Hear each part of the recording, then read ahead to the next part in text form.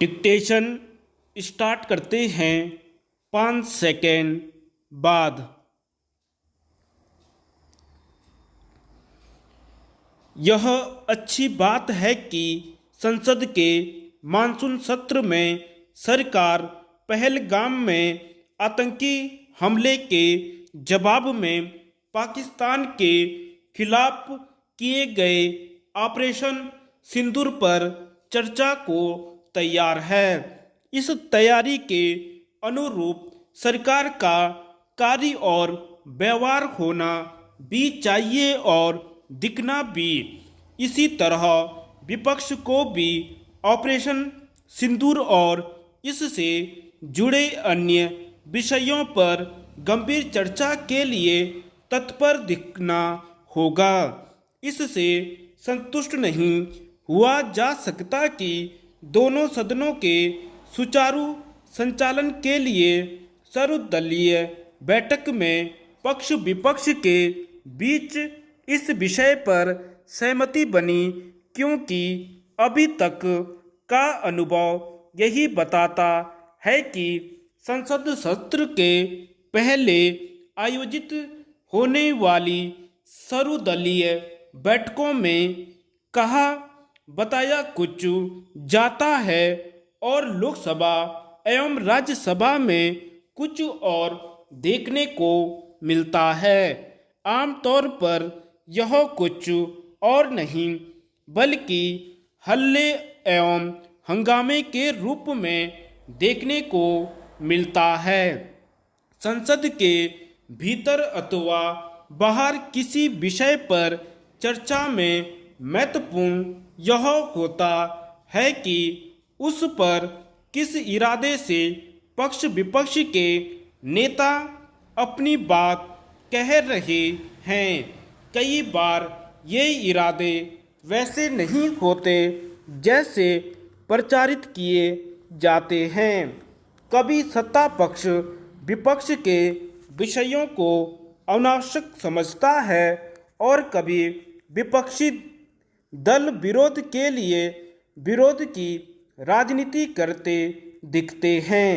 अब तो ऐसा अधिक दिखता है कि कई विपक्षी नेताओं का एकमात्र उद्देश्य हंगामा करना होता है। सत्ता पक्ष भी उनके उद्देश्य को पूरा करना बेहतर समझता है। इसके नतीजे में किसी भी मुद्दे पर सकारात्मक एवं सार्थक चर्चा नहीं हो पाती। स्थिति यह है कि राष्ट्रीय महत्व के कई विधेयकों पर भी ढंग से चर्चा नहीं होती।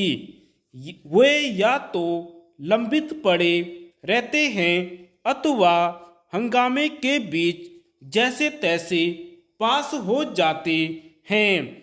जब ऐसा होता है तब विपक्ष यह शोर मचाता है कि बहुमत के बल पर विपक्ष की आवाज को दबा दिया गया, और अब तो ऐसा अक्सर सुनने को मिलता है कि देश में लोकतंत्र के नाम पर एक तरह की तानाशाही चल रही है।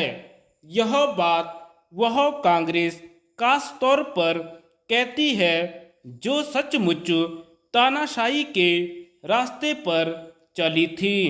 तब उसकी तानाशाही का विरोध करने वाले कई दल आज उसके साथ खड़े हैं और उसकी ही भाषा बोल रहे हैं। कई बार तो विपक्षी दल ऐसी भाषा बोल जाते हैं जो पाकिस्तान चीन को रास आती है। इसकी अनदेखी नहीं की जा सकती कि पहलगाम आतंकी हमले और ऑपरेशन सिंदूर पर विपक्षी दलों के नेताओं की ओर से ऐसे कई बयान दिए भी गए थे। यदि संसद में सकारात्मक चर्चा नहीं होगी और कानूनों के निर्माण का मूल कार्य ढंग से नहीं किया जाएगा तो फिर कहाँ किया जाएगा। यह एक तथ्य है कि संसद में अब सार्थक चर्चा का अभाव ही अधिक देखने को मिलता है। यह न तो राजनीति के लिए शुभ है, न लोकतंत्र के लिए और न ही आम जनता के लिए। धन्यवाद।